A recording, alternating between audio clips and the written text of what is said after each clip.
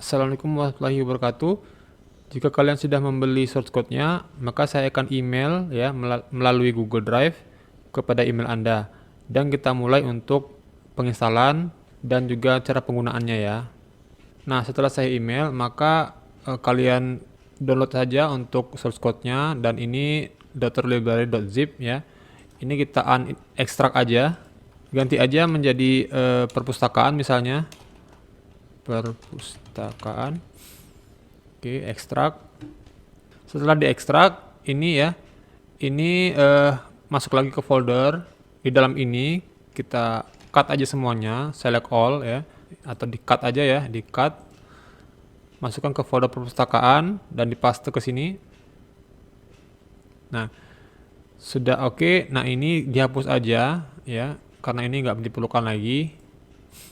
Kemudian kalian temukan untuk file SQL-nya di sini ya, .library.sql. Maka kalian harus menginstal di phpMyAdmin ya. Oke, caranya adalah masuk ke database ya, dan kita ketik aja misalnya perpustakaan, create ya. Oke, kemudian kita import aja data SQL-nya, choose file, dan berada di yang tadi ya, di htdocs perpustakaan .library.sql. Oke, dan tinggal go aja. Nah, ini sudah komplit semua untuk penginstalannya. Langkah berikutnya kita akan masuk ke codingnya ya. Buka Visual Studio Code. Kebetulan saya menggunakan Visual Studio Code untuk editor codingnya. Oke, pilih saja untuk filenya perpustakaan tadi ya. Nah, ini select folder. Oke, nah ini ya sudah ketemu untuk filenya. Kita masuk ke application, masuk ke config ya. Kemudian pilih yang config ini ya. Nah, di sini teman-teman, kalian rubah aja nih menjadi perpustakaan ya. Bentar, saya besarkan dulu. Nah, ini kita ganti menjadi perpustakaan. Oke, disimpan. Database-nya juga pilih menjadi perpustakaan. Pastikan kalian jika phpMyAdmin-nya memiliki password, maka masukkan password di sini. Tapi jika tidak ada, kosongkan saja ya. Oke, nah ini sudah berhasil sih sebetulnya ya. Kita coba dulu localhost perpustakaan. Nah, ini sudah berhasil teman-teman ya. Oke, kita lanjut lagi untuk cara pemakaiannya ya.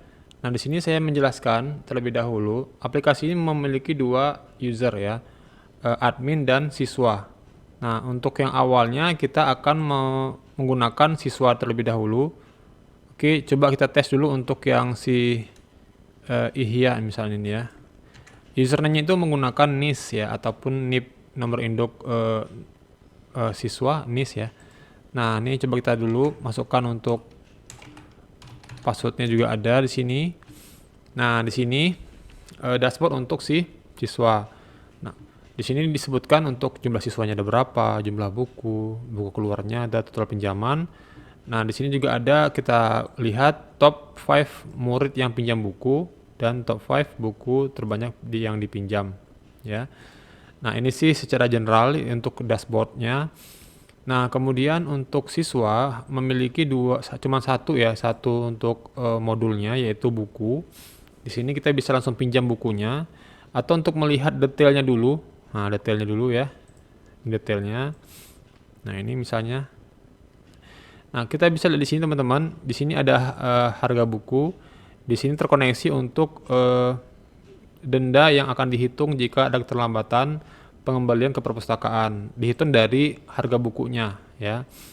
Kemudian sisa buku ya, ini yang buku yang ada di rak perpustakaan, yang di rak bukunya, jumlah bukunya ada 8 ya kan, dan sisa bukunya adalah 8. Kemudian kita bisa lihat sini teman-teman.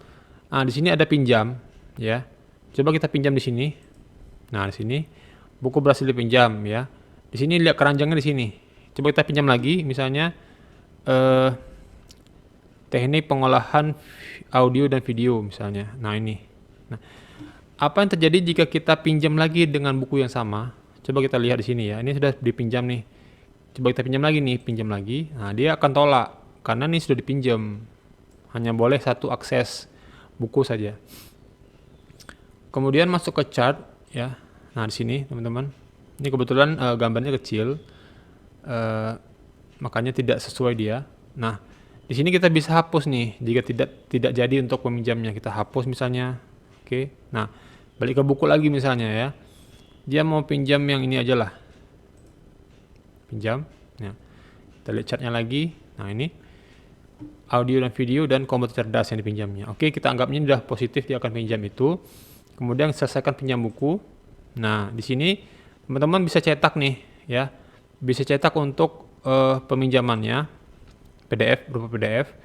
Di sini kita bisa lihat di sini yang dipinjamnya bukunya apa aja ya, data siswanya ya, dan halnya itu kepada peminjaman buku.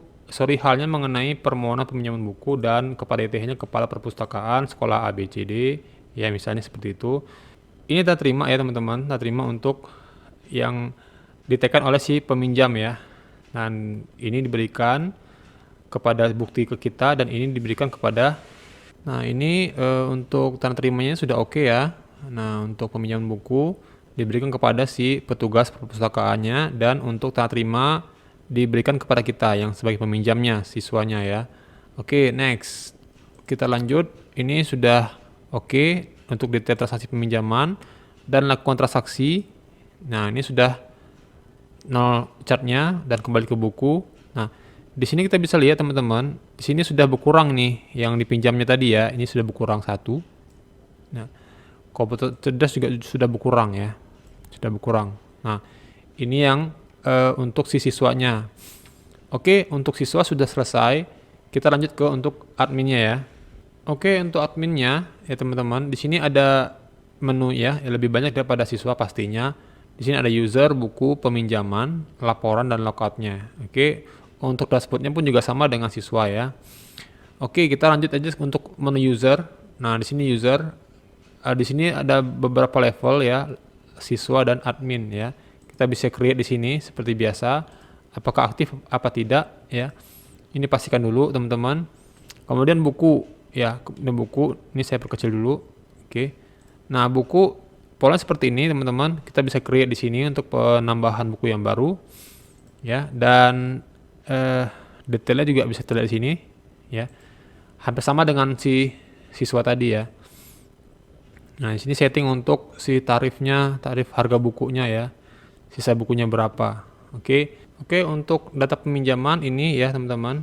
Nah, di sini si Ihza sudah meminjam dia sebanyak 2 buku dan juga si Fitri Nuryantika juga meminjam ya. Ini kita kembalikan, Nah, ini kembali ya. Nah, ini kembali juga. Maka otomatis data bukunya juga kembali seperti normal ya. Karena sudah kembali bukunya. Coba kita lihat teman-teman. Nah, di sini kita bisa lihat ini data bukunya sudah kembali ya. Oke, nah kemudian ada laporan di sini. Laporan untuk data peminjaman buku dari tanggal 2 sampai tanggal 4 misalnya, cari. Nah, ini di sini ada data si Irma, dia telat ya.